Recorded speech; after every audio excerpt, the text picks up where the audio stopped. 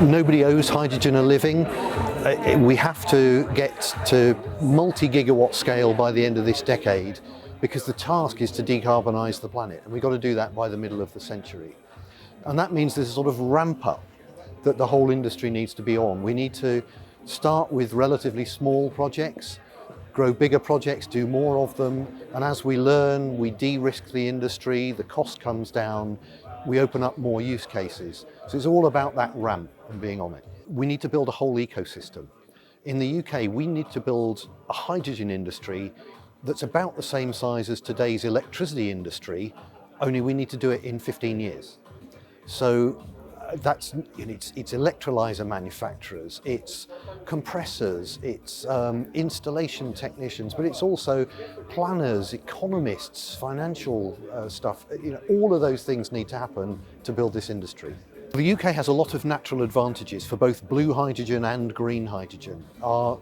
The prize at the end of this for the UK is we've got large amounts of low-cost offshore wind, the best resource in Europe.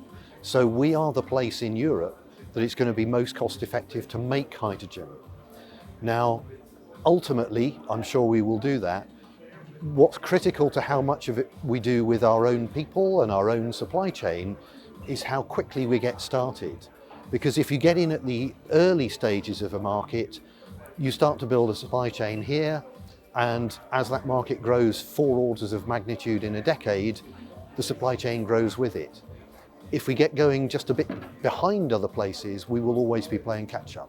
And this is the year where the UK either becomes a leader or gets left behind. Things always come back to government at the end of the day. And there's a responsibility on the industry to make it clear what it needs to government. Collaboration is a big part of how we'll build this industry.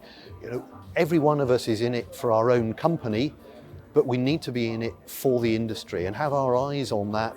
If we can make this enormous industry grow 4 orders of magnitude, if you've got a 1% share of that, you're going to grow 10,000 times just by hanging on to that same market share. So there's an imperative for everyone in the hydrogen industry to play their part and make it happen. I think it's that starting message of go big or go home. Nobody owes hydrogen a living. We need to make it work, and we will know by the end of this year how well the UK is doing. But even if we're not doing quite as well as we'd like to, keep going, because we've got to build an industry.